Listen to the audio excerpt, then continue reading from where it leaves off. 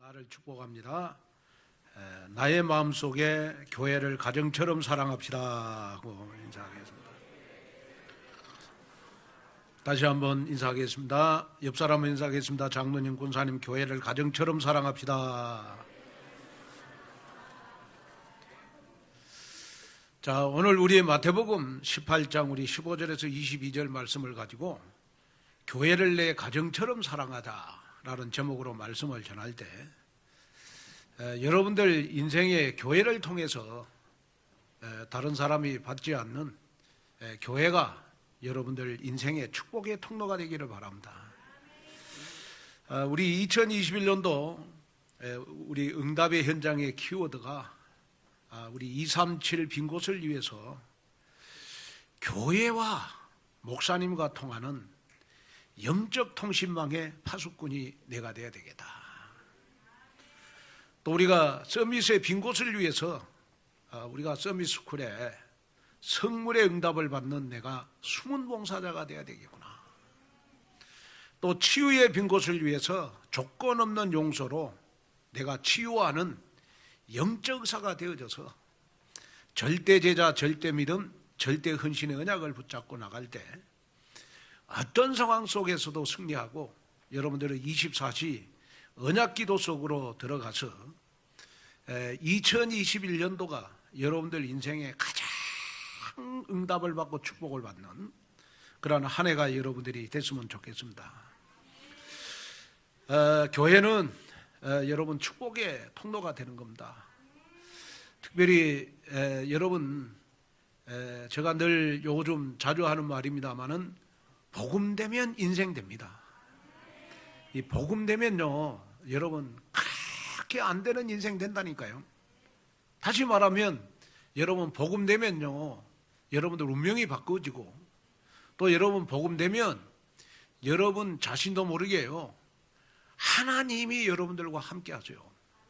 그래서 여러분들 힘들고 어려운 일을 당할 때마다 반드시 여러분들과 함께 하셔서 여러분 복음 되는 사람은 인생 반드시 되어집니다. 자, 그러면 여러분이 이제 인생이 복음으로 되어진다고 할 때 가장 인생을 여러분 가치 있게 여러분 살 수 있는 방법이 뭐냐? 그것이 바로 여러분 내 가정을 세우고 내 교회를 세우는 겁니다. 내 가정을 세우고 교회를 세우는 인생이 가장 가치 있는 인생이라고 생각합니다. 자, 여러분들 남은 생에 가장 중요한 인생 작품이 뭐라고 생각합니까? 인생 작품이 바로 저는 여러분들 가정의 후손들이 여러분 요셉 같은 사람 하나 만들어내는 것이고 또 여러분 교회를 여러분 잘 건축을 해서 우리 후대들에게 내 인생 작품을 하나 남기는 것, 이것이 여러분 가장 성공한 인생이라고 생각합니다.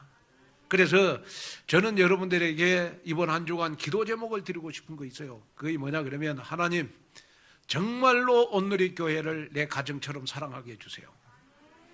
여러분 그 기도를 한번 해보세요. 그러면 나도 모르게 여러분 교회가 내 마음에 담겨지는 귀한 응답의 역사가 일어나요. 여러분 교회하고 가정하고는 여러분 조금 차이가 있지만은 가정은 내가 육신이 자라는 것이 가정이고 교회는 나의 영혼이 자라는 것이 교회예요. 그래서 여러분 우리가 일반적으로 가정이라고 하는 것이 뭐냐 했을 때 가정은 우리가 태어나서 성장하는 것이 가정입니다. 마찬가지로 교회가 뭐냐 그러면 교회는 나의 영적인 것이 영적으로 성장시키는 것이 바로 교회죠. 또 여러분 가정은 나의 피난처고 보금자리 아닙니까? 그게 가정이잖아요. 다시 말하면 여러분 하루 종일 내 여러분들이 하루 종일 내 일을 하고 파김치가 돼서 집에 돌아오면 여러분 가정이 나의 피난처가 되잖아요. 마찬가지로 여러분 일주일 내내 내가 여러분 상처받고 세상에서 힘들게 살다가 여러분 주일날 교회에 딱 오면 여러분 교회가 여러분들의 안식과 여러분들의 보금자리가 됐으면 좋겠어요. 그래서 교회가 뭐냐? 나를 안식하게 만들고 나에게 보금자리에 축복을 주는 것이 뭐냐? 바로 교회다. 그 다음에 여러분, 이 가정이 뭐냐 했을 때, 가정은 여러분 문화를 창조하는 여러분 중심지죠. 그래서 문화의 시작이 여러분 어디서 출발하느냐? 여러분 내 가정에서 출발해요. 그래서 여러분 자녀들은 보면 엄마 아빠의 문화를 그대로 닮아요. 다시 말하면 엄마 아빠가 등산을 자주 간다. 그러면 자녀들 거의 등산 자주 가요. 또 여러분 엄마 아빠가 외국을 많이 간다. 자녀들 거의 외국 많이 가게 돼 있어요.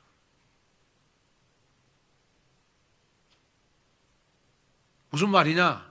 그러면 가정이 문화를 창조하는 중심이라면 교회는 복음 문화를 만들어내는 여러분 시작이 바로 교회입니다.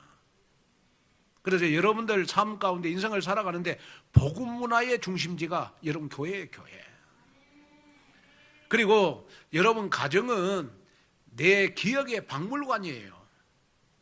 내 기억의 박물관. 그래서 여러분 가정에서 중요한 일을 하거나 여러분 가정에서 여러분 엄마 아빠하고 잊을 수 없는 여행을 간다든지 하면 그것이 여러분 안 잊혀지듯이 여러분 교회는 뭐냐? 내가 인생을 살아가는데 복음의 박물관이 바로 교회예요, 교회. 그리고 가정은 여러분 인간관계가 형성되고 출발하는 것이 여러분 가정이잖아요. 그래서 거의 여러분 나의 인격은 나의 인간성은 어디에서 만들어지느냐? 그러면 여러분 가정에서 만들어져요.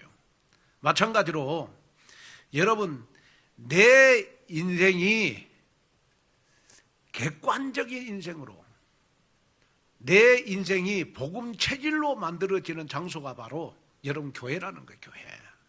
그래서 여러분들의 육신이 성장해서 자라게 하는 것이 가정이라면 교회는 여러분들의 영적인 것이 성장하도록 도와주는 것이 바로 여러분 교회라는 거예요, 교회. 자, 그래서 여러분이 꼭 기억해야 될 것은 뭐냐 그러면 교회는 내 인생의 큰 가정이다. 그래서 장로와 권사님은 우리 렘넌트들 꼭 우리 어머니고 또 목사님은 나의 영적 아버지다. 그리고 우리 렘넌트들은 우리의 자녀들이다. 여러분 그런 마음을 가지고 우리가 공동체 의식을 가지고 살아가는 것이 여러분 교회예요, 교회. 저는 목회를 하면서요, 뭐 교회에 이렇게 뭐 행사를 하거나 뭐 그럴 때 제일 신경 쓰는 게 뭐냐 그러면 누가 한 사람이 상처받을까봐 또 누가 한 사람이 시험 들까봐 이렇게 교회 행사할 때도 그 제일 제가 신경을 쓰거든요. 왜냐? 여러분들 다 우리 가족이니까요. 물론 이해할 사람도 있지만은 또 이해하지 못할 사람들이 있기 때문에 목사님은 여러분들의 영적인 아버지이기 때문에 어떻게 하든지 여러분들을 영적으로 이끌어 가야 될 그러한 의무가 있잖아요. 제가 이렇게 어떤 분을 만났어요. 그랬더니 그분은 서울에 큰 이렇게 교회를 다니는데 대그룹 총수예요, 총수. 그런데 그 장로님 보니까 항상 늦은 밤 교회를 가요. 습관이 그렇대, 늦은 밤. 집에는 안 가고 제일 먼저 그 대그룹의 총수인데요. 집에부터 안 가고 교회를 가요. 그래서 제가 그분에게 물었다니까요. 장로님 왜 회사 끝나고 집에를 안 가고 왜 제일 먼저 교회를 가십니까? 왜 그것도 늦은 시간에? 그랬더니 그 장로님이요. 나는 항상 20년 동안 이 직장을 마치면 가정에 가는 것보다 교회 가는 것이 자기의 습관이 됐대요. 그럼 교회 가서 뭐 하십니까? 그랬더니 정말 교회 가서 내가 일단은 기도를 하고 교회 곳곳에 혹시 보일러는 꺼졌는지, 교회 불은 꺼졌는지, 이걸 다 일일이 문을 열어보고 다 확인하고 집에 가야 잠이 잘 온대요. 그러면서 저보고 그래요. 목사님, 나는 하나님이 주신 은혜가 있는데 그게 뭐냐? 정말로 저는 내가 교회를 우리 가정처럼 사랑하는 것 같아요. 그래서 정말 교회를 내 가정처럼 사랑하는 것, 이거 하나 때문에 하나님이 나에게 대그룹 총수가 되게 했다. 그래 당당하게 간증을 하시더만요. 왜냐? 여러분, 교회는 무엇입니까? 교회는 여러분 그리스도의 몸이에요. 에베소서 1장 23절. 교회는 여러분 그리스도의 몸이에요. 그래서 교회는 그의 몸이니 만물 안에서 만물을 충만케 하시는 여러분 충만이니라. 내 인생을 충만하게 만들어주는 것이 바로 여러분 교회의 교회. 그래서 여러분 우리는 교회에 나오면 무엇보다 우리는 그리스도를 만나야 되고요. 또 더 중요한 거는 뭐냐 그러면 교회에서 우리가 예배 드릴 때마다 여러분 말씀의 은혜를 받아야 되고, 교회 오실 때마다 여러분들은 뭘 느끼셔야 되느냐 그러면 그리스도를 느끼셔야 돼요. 내가 교회에 왔는데 그리스도를 못 느낀다, 여러분들 신앙생활에 성장에 문제가 있을 겁니다 아마. 그래서요, 신학자 본 해퍼는 이런 말을 했어요. 교회는 공동체로 존재하는 그리스도다. 그래서 그리스도의 몸된 교회는 그리스도의 뜻대로 행해야 되는 것이다. 그래서 교회는 그리스도의 뜻을 이루어가는 것이 여러분 교회예요. 그래서 교회는 여러분 다른 것을 하면 안 되고, 여러분 교회는 그리스도의 일을 하는 것이어야 돼요. 그리스도의 일이 바로 여러분 복음 전하고 전도하고 선교하고 제자 키우고 렘넌트 키우는 여러분 이 일을 하는 것이 여러분 교회가 돼야 돼요. 그래서 칼뱅은 이런 말을 했어요. 교회를 어머니처럼 사랑하지 않는 자는 하나님을 아버지라고 부를 자격이 없다. 교회를 우리 렘넌트들 어머니처럼 사랑해야 하나님을 아버지라고 부를 수가 있다.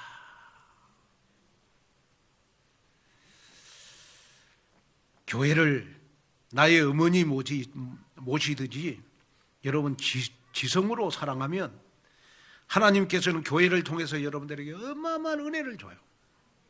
어마어마한 축복을 주신다고. 자, 여러분들 신앙생활의 성장은 여러분 어디에서 여러분 성장이 되죠? 신앙생활의 성장은 여러분 교회를 통해 성장이 되는 겁니다. 그래서 여러분이 교회 오셔서 정말 여러분이 어떤 사람이 은혜를 많이 받느냐, 교회 오면 여러분 교회를 사랑하는 사람이 은혜 많이 받아요. 정말 그렇습니다. 자, 그래서 여러분이 오늘 딱 서론에 기도 제목을 하나 딱 붙잡아야 돼요. 하나님, 내 어머니를 사랑하듯이 교회를 사랑하게 해주십시오. 그래서 교회에서 일어난 모든 것은 내가 뛰어넘게 하여 주옵소서. 저는요, 사실 이렇게 교회는 보니까 별 사람들 다 모여 있어요. 뭐 성격도 다르고, 그 다음에 교회는 보니까 출신도 다르고, 또 교회는 여러분 보수 좋아하는 사람도 있고, 교회는 진보를 좋아하는 사람도 있고, 교회는요 보면 취미도 다 달라요. 또 교회는 또 성격도 다 달라. 그래서 여러분 성격 하나 가지고 교회를 하나 되게 절대로 만들 수가 없어요. 교회는 무엇으로 하나 돼야 되느냐? 그러면 교회는 여러분 사도행전 138로 하나 돼야 돼요. 다시 말하면 사도행전 1장 1절 오직 그리스도로 하나 돼야 돼요. 교회는 여러분 사도행전 1장 3절 하나님의 나라로 하나 돼야 돼요. 교회는 사도행전 1장 8절 성령의 충만함으로 여러분 하나 돼야 돼요. 이걸로만 하나 되면 그 교회는 하나님이 제일 기뻐하는 교회가 되는 거예요. 그래서 여러분이 점검하고 또 점검해야 될 것이 뭐냐? 그러면 온누리 교회하고 나하고는 언약적인 관계가 돼야 된다. 또 온누리 교회하고 나하고 관계는 여러분 어떤 관계가 돼야 되느냐? 그러면 말씀의 관계가 돼야 돼요. 교회만 가면 말씀 은혜를 받고 교회 가면 말씀으로 힘을 얻고 그래야 하나님의 나라가 여러분들 삶 가운데 임하는 거예요. 또 여러분 온누리 교회와 여러분들의 관계는 어떤 관계가 돼야 되느냐? 그러면 사도행전 1장 8절의 관계가 돼야 돼요.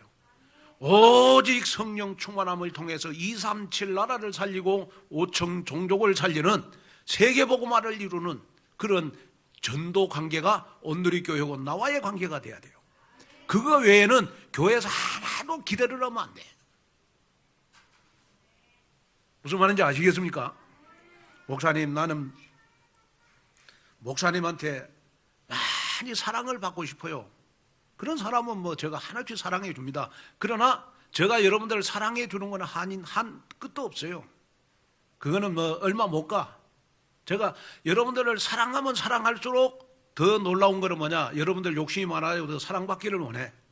그러다 보면 언젠가는 여러분 목사님 때문에 여러분 시험에 들 수 있어요.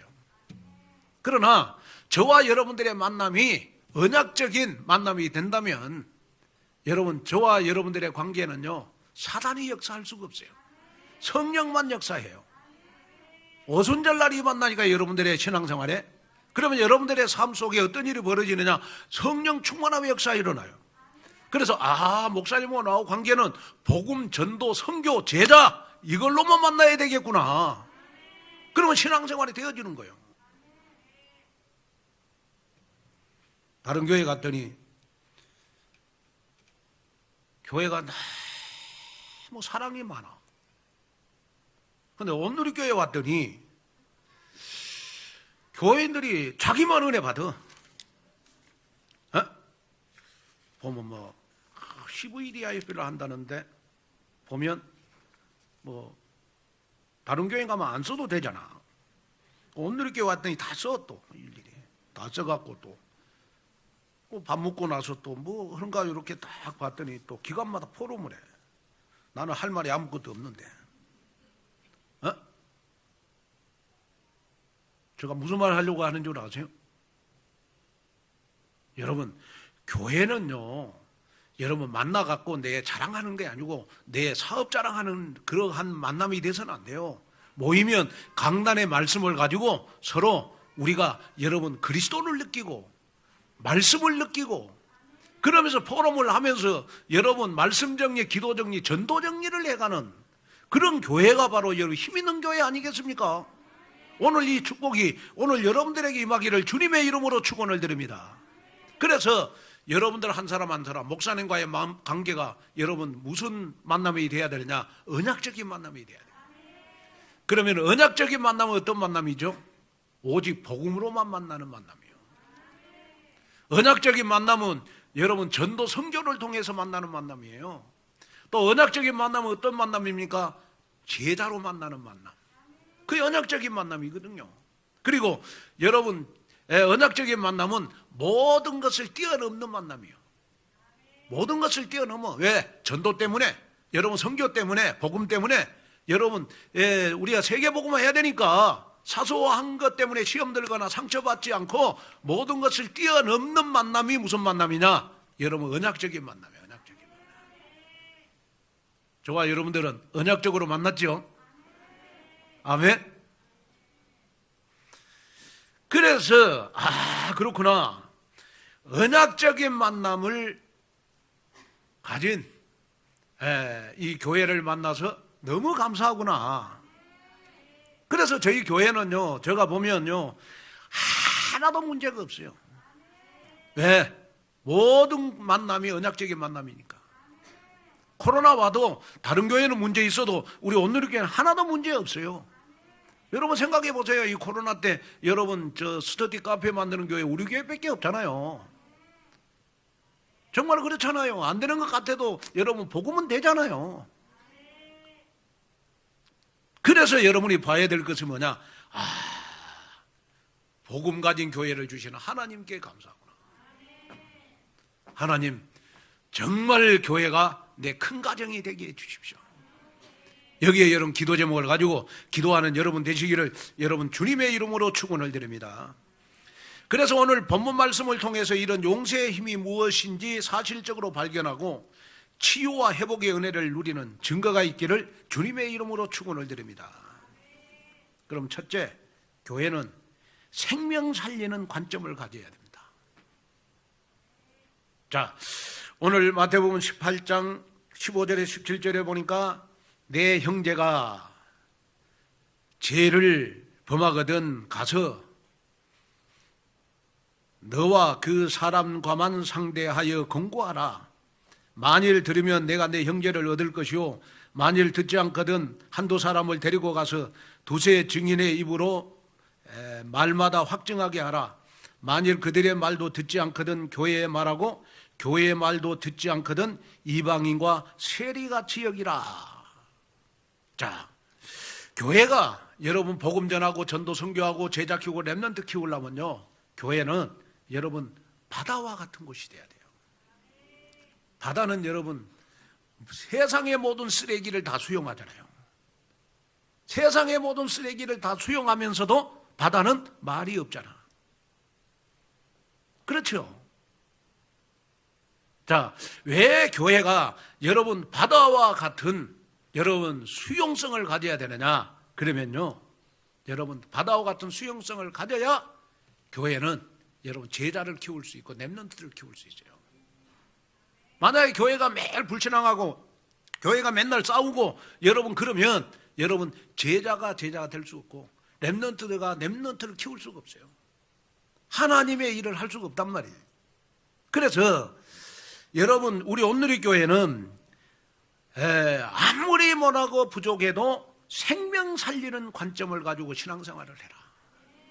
그러면 생명 살리는 관점이라는 말은 무슨 말이냐? 그러면 형제가 죄를 범했다. 형제가 죄를 범했다. 그럴 때는 어떻게 할 것이냐? 그래서 오늘 15절에 보니까 형제가 죄를 범하거든 가서 그 사람과만 상대하여 권고하라. 그러니까 형제가 죄를 범했다. 그러면 많은 사람을 데리고 가지 말고 목사님이나 누구 한 사람만 가서 권고해라. 그러면 여기에 여러분 권고라는 말은 무슨 말입니까? 권고라고 하는 말은요, 뒤에서 수군거리지 않고 직접 만나서 분명하게 깨우쳐 주는 것을 말해요. 저 사람 왜 저래? 저 집사님이 왜 저래 저거?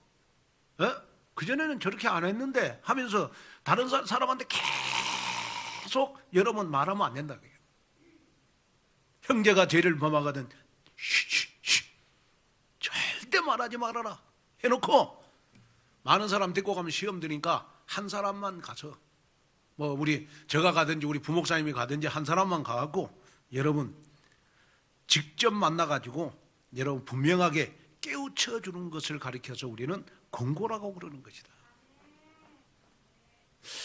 그래 권고해도 말을 안 들으면 어떻게 하냐? 그러면 두세 사람이 가서 기도를 해줘라.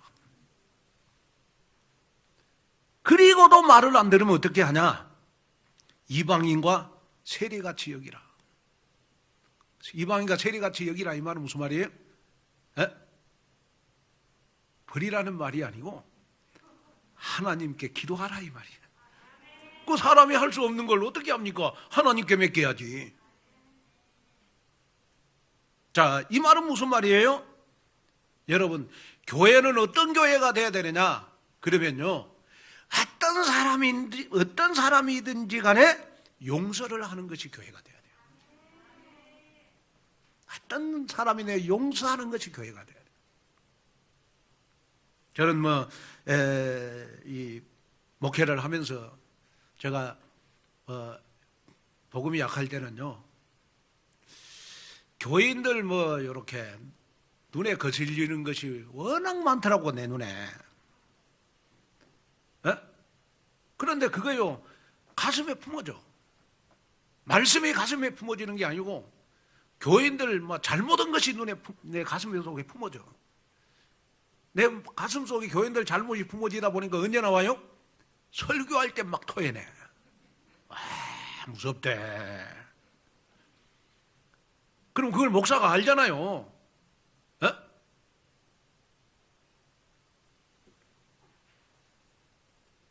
그래가지고 집에 오면 우리 집사람이 나한테요, 목사 그만두라 그래.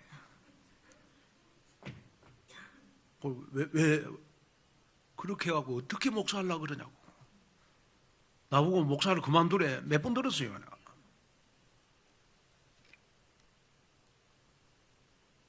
그러면서 제가 항상 복음이 강해지면서 제가 설교 여러분 다 타이핑으로 치잖아요. 치면서 항상 제가 율법, 종교 버려 이걸 항상 써요. 왜? 율법 종교가 나올까 봐. 그러면서 처음부터 끝까지 계속 기도하는 게 뭔 줄 아세요? 하나님 복음만 말하게 해주십시오. 여러분들은 뭐 쉽게 되지만은 저는 금방 안 되더라고요. 그런데 어느 날 나도 모르게 여러분 복음을 체험했어요. 어느 날 나도 모르게 여러분 하나님이 나와 함께 하심이 많이 느껴졌어요. 그리고 예수님이 십자가에서 정말 나의 과거, 현재, 미래의 모든 죄를 다 용서해 주셨구나.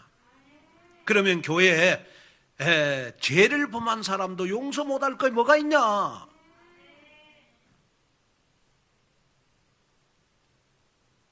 교회에서 실수한 사람들 용서할 거 못할 거 뭐가 있냐? 내 마음속에 딱 품어지는 순간부터 여러분 저는 마음이 평안해졌어요. 마음이 평안해졌어요. 얼굴이 달라졌어요. 지금은 저 얼굴이요, 여러분 어디로 가도 목사님 얼굴이라 그러잖아요. 아멘 하는 사람들은 불만 있는 사람. 옛날에는 제가 처음에는 교회 목회할 때 저 안 그랬어요. 그 안양의 윤성진 목사님이 내 신학교 졸업사진을 딱 보더니 와가지고 강도 같다고 그랬거든요. 자기는 도둑놈처럼 생겼더만. 정말 강도 같았어 그때. 왜냐? 항상 마음에 나도 모르게요 미워하는 마음이 있었어요. 그 이상하게 그게 나 영적 문제였는지 몰라요. 여러분 교인들이 실수하고 그러면 그게 용납이 안 되는 거야. 그래서 제가 정말 여러분들에게 얘기하고 싶은 거는 뭐냐 그러면 그렇게 율법을 얘기해도 지금까지 남아있는 사람들이 있거든. 머리 숙여서 감사하다는 말씀을 드립니다. 머리 숙여서 감사합니다. 그러면서 제가 마음속에 요즘은 복음이 강해지고 또 여러분 복음 되면 인생 바뀐다. 복음 되면 목회도 바뀐다. 거기에 대한 다 응답을 받고요. 솔직하게 제가 모자라고 부족하고 저는 출신 배경도 안 좋으니까 어떻게 하든지 복음만 말하고 어떻게 하든지 제자 키우고 어떻게 하든지 렘넌트 키우는데 나 인생을 보내야 되겠다. 그러다 보니까 여러분 이제는 마음이요 굉장히 넓어졌어요. 저는 지금은요 솔직하게 제가 뭐 우리 장로님들 뭐 계시지만은 나 장로님들 뭐 실수한 건 하나도 나한테 문제 안 돼요. 내 전도하고 제자 키우고 렘넌트 키우는 건 방해 안 하면 돼. 정말입니다. 장로님들 실수 내 눈에는 실수를 안 보여요. 거의 다 언약적인 일로 보이지. 정말입니다. 우리 렘넌트들 실수 괜찮아요. 렘넌트들은 실수해도 서밋만 되면 돼. 그러면 되잖아요. 여러분, 목사님한테 뭘 기대하세요? 인간적인 걸 기대하세요? 목사님 자상하시기를 원하십니까? 목사님 겸손하시기를 원하십니까? 저한테 뭘 기대하세요? 여러분, 저한테 기대할 것은 여러분 딱 한 가지요. 뭐예요? 목사님이 여러분들에게 필요한 말씀의 심부름만 잘해주면 돼. 그러잖아요. 말씀의 심부름만 잘해주면 되지. 저한테 뭘 기대하겠어요? 사람이 이렇게 저는 그런 걸 못 느꼈는데 혼자 살다 보니까요 습관도 바뀌더라고. 저는 원래 저가요 저는 체질이 주방일은 못 하겠더라고. 나는 진짜 막 설거지하고 그런 거는요 나하고는 안 맞아. 이상하게 손이 커서 그릇을 씻으려고 하면요 이거 안 들어가. 안 맞아. 절대로 못 하겠더라고요. 그 대신 제가 이제 요즘 혼자 살다 보니까 딱 바뀐 게 하나 있어요. 그전에는 컵에다 물을 마시면 여러분 그냥 컵을 안 씻었거든요. 근데 요즘은 이제 혼자 살다 보니까 딱 체질이 바뀐 게 하나가 있어. 밥을 먹으면 뭐냐, 컵에다가 딱 커피를 타 먹거나 여러분 주스를 마시고 나면 꼭 씻어 놓는 버릇이 습관이 딱 있어. 그리고 딱 컵을 딱 나도 모르게 엎어 놓는 딱 습관이 생겼어요. 이래봬도 주부 다 됐어요, 내가. 그렇게 안 되는 것도 되구나. 혼자 살다 보니까. 여러분, 여가 무슨 말이냐 그러면요, 여러분이 정말로 복음 받았다면 여러분 자신도 모르게 저와 여러분들은 복음 체질이 돼야 되거든요. 그러면 복음 체질 중에 체질이 뭐냐 그러면 용서 못할 것도 용서하고,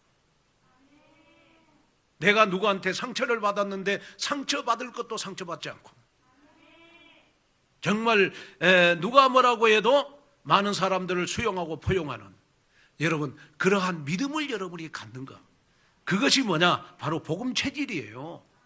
오늘 그 응답이 오늘 여러분들의 응답이 되시기를 주님의 이름으로 축원을 드립니다. 그래서 잠언서 19장 11절에도 보면 노하기를 더디하는 것이 사람의 슬기요 허물을 용서하는 것이 자기의 영광이니라. 그래서 용서는 창세기 3장 사건으로 인해서 뒤틀려진 모든 관계를 회복시키고 여러분 살리는 힘이 바로 여러분 용서라는 거예요. 그래서 창세기 3장에서 하나님 앞에 범죄를 한 인간에게 제일 먼저 찾아온 것이 바로 하나님과의 관계가 단절되는 거 아니겠어요? 그러면 나에게 찾아온 창세기 3장이 뭐냐? 그러면 사람과의 관계를 단절시키는 거.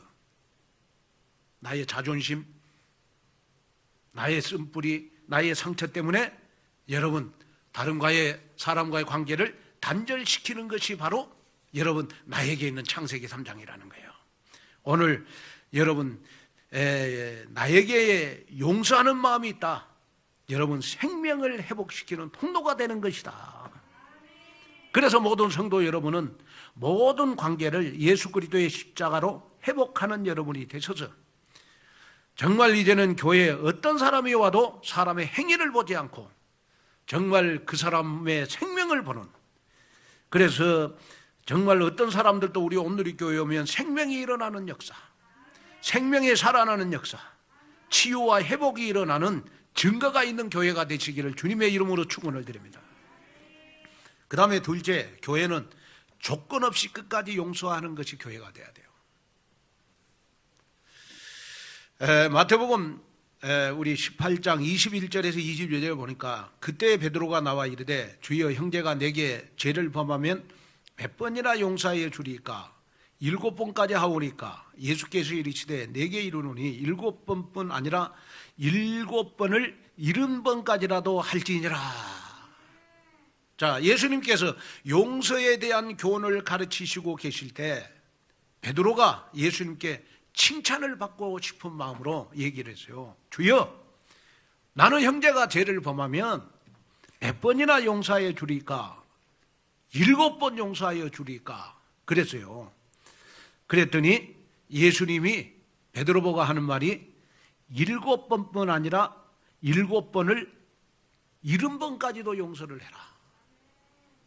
그러면 여러분 여기에 7이라고 하는 숫자는 여러분 꼭 기억하셔야 돼요. 성경의 완전 숫자입니다. 완전 숫자.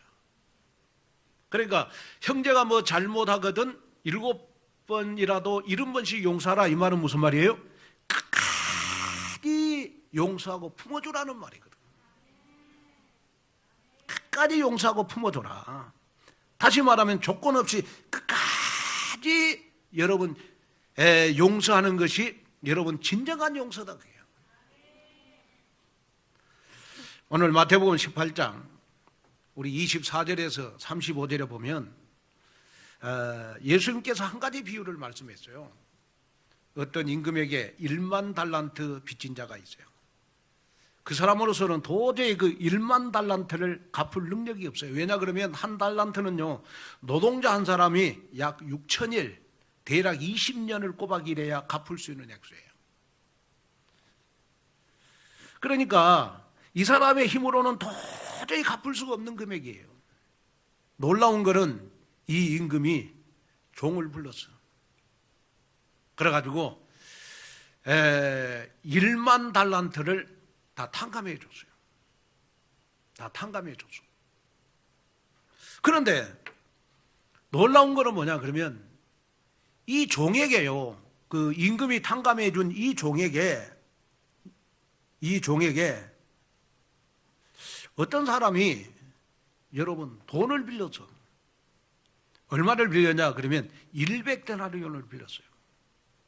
그 100데나리온은 여러분 100일 동안 품살시킵니다. 그러니까 100일만 일하면 다 갚을 수 있는 돈이에요. 100데나리온의 돈을 빌려간 사람을 이 탕감해준, 임금이 탕감해준 그 종이 여러분 100데나리온 돈을 빌려준 사람을 여러분 고소를 했어. 그러고 감옥에다가 였어요. 그런데 놀라운 사실은 뭐냐? 이 사실이 여러분 임금에게 딱 들어갔죠. 그러니까 임금이 얼마나 괘씸해요. 아니 여러분 이 종이 20년 동안 꼬박 일해야 될 1만 달란트를 탕감해 줬는데 100일 일할 품삯 안 줬다고 이 사람을 감옥에다가 딱 여러분 집어넣는 거예요. 임금이 그 소리를 딱 듣는 순간 이 사람은 안 될 사람이다 해서 1만 달란트 탕감해 준 사람을 감옥에다가 집어넣고 이 종이 감옥에다가 집어넣은 사람을 임금이 빼내줬어요. 그러면서 임금이 여러분 이 사람에게 하시는 말씀이 여러분 마태복음 18장 35절에 나와요. 너희가 각각 마음으로부터 형제를 용서하지 않으면 나의 하늘 아버지께서도 너희에게 이와 같이 하시리라. 너희가 형제를 용서하지 못하면 나의 하늘 아버지께서도 너희를 용서할 수가 없다고요.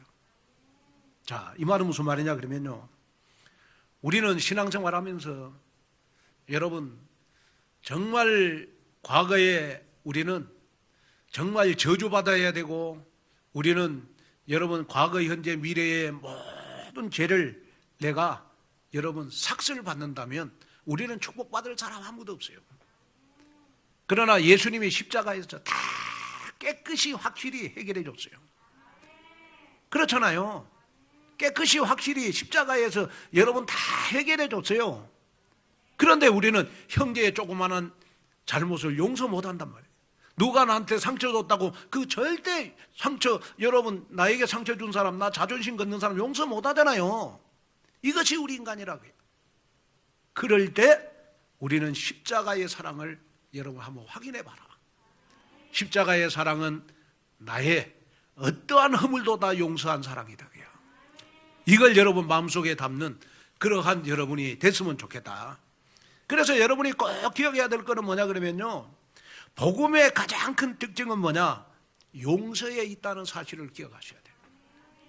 그래, 저 사람이 복음이 됐냐 안 됐냐 그러면 용서 못할 사람을 용서할 수 있는 사람, 분명히 복음된 사람이에요. 바울은 에베소서 4장 32절에서요 서로 친절하게 하며 불쌍히 하며 서로 용서하기를 하나님이 그리스도 안에서 너희를 용서하심과 같이 하라. 자, 이게 너무 중요한 말씀이니까 읽어보겠습니다. 시작. 더 집중해서요. 시작.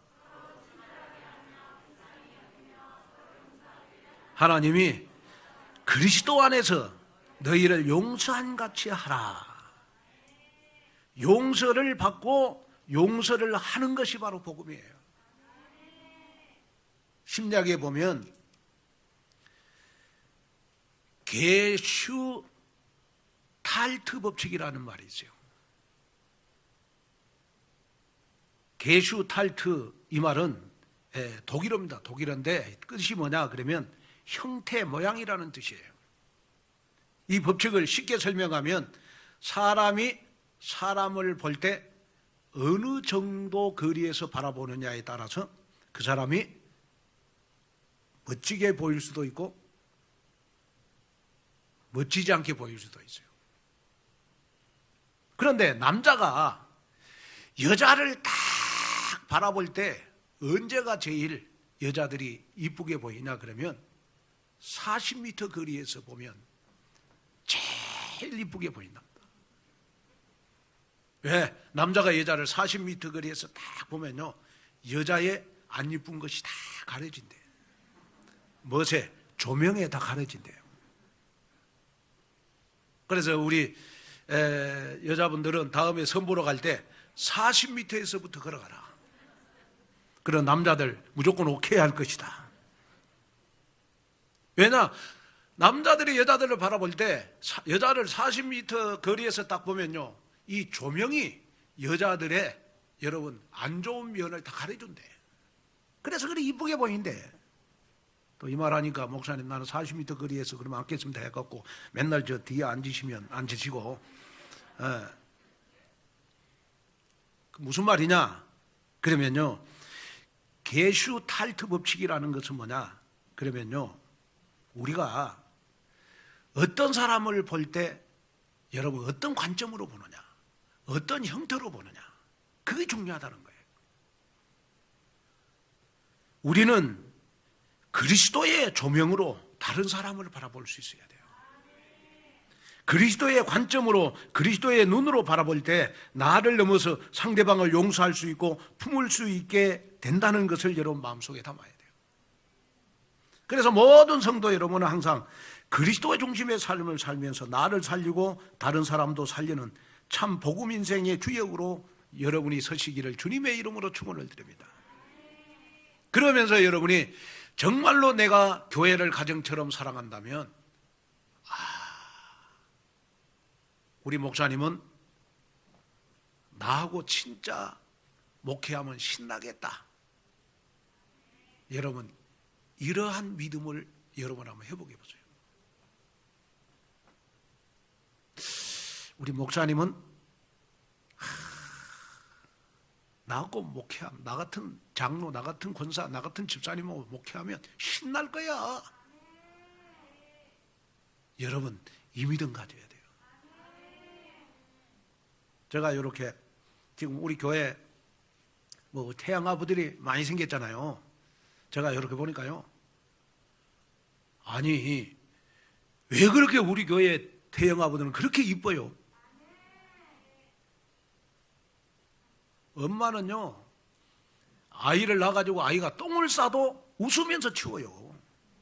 왜? 이쁘니까. 자식은요 여러분 엄마한테 해준 거 아무것도 없어. 울어도 엄마는 다 채워줘. 그게 엄마의 마음이. 엄마의 마음이.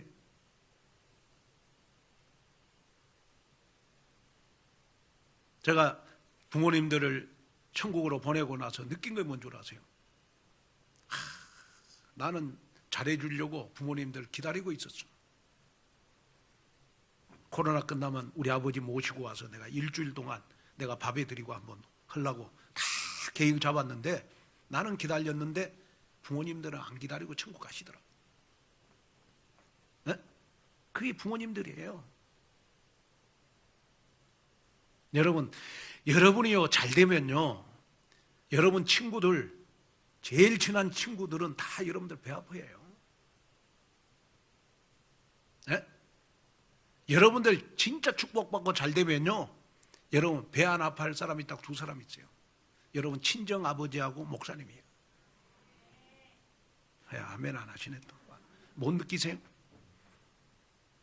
여러분이 잘 되면, 여러분이 진짜 응답받고 축복받으면요, 여러분 배 아파할 사람은 누구냐? 여러분 친정 아버지하고 목사님이요. 남자분들 가운데.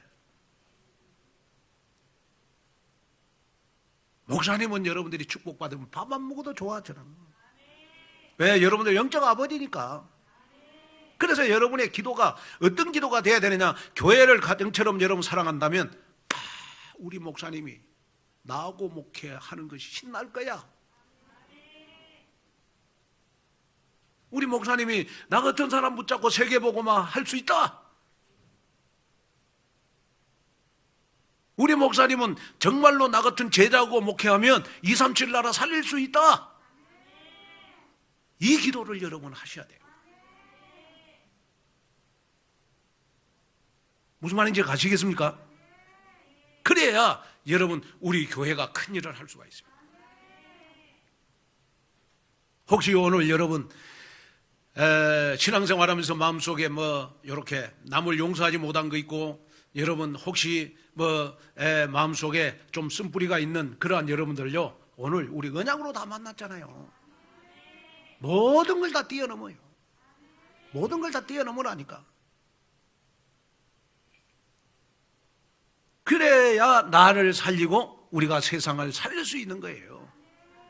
여기 응답을 받는 그러한 여러분 되시기를 주님의 이름으로 축원을 드립니다.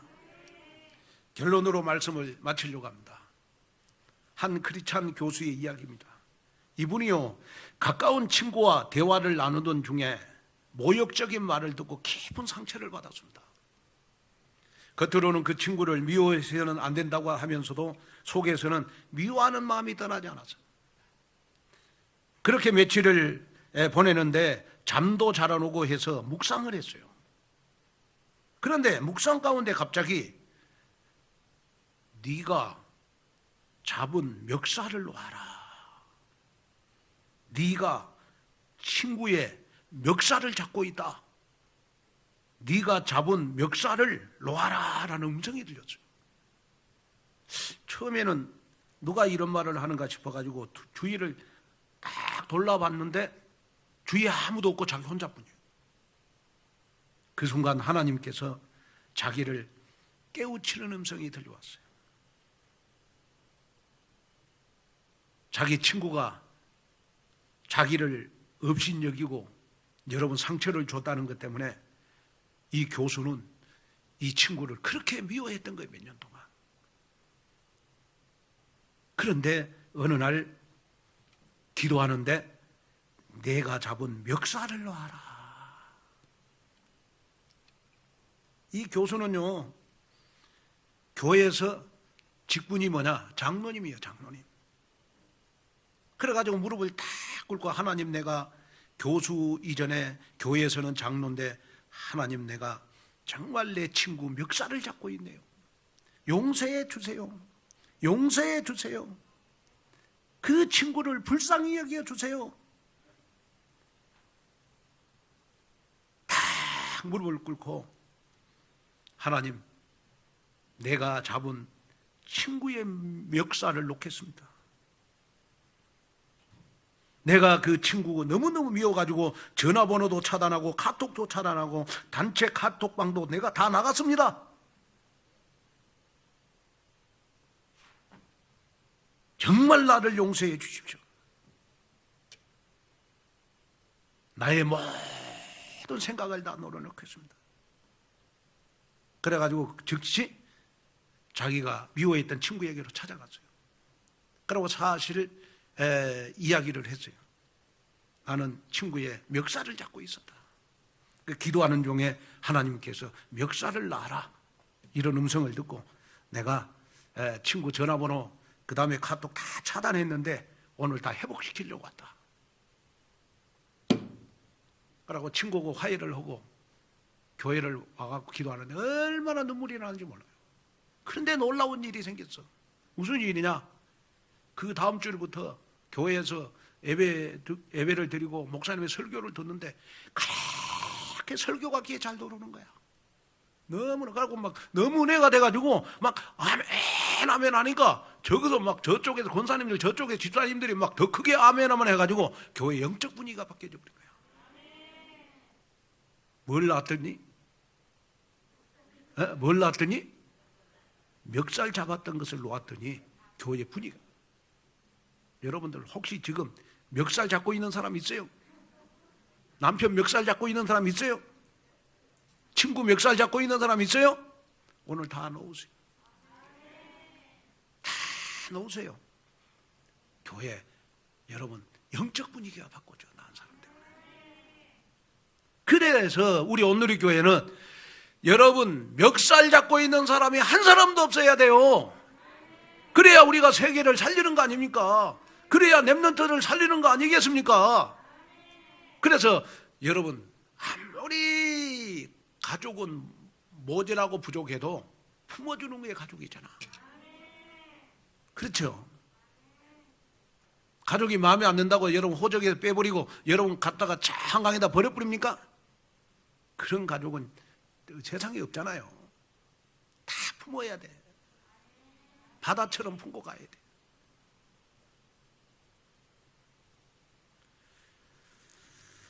오늘 이 말씀을 가슴속에 새기면서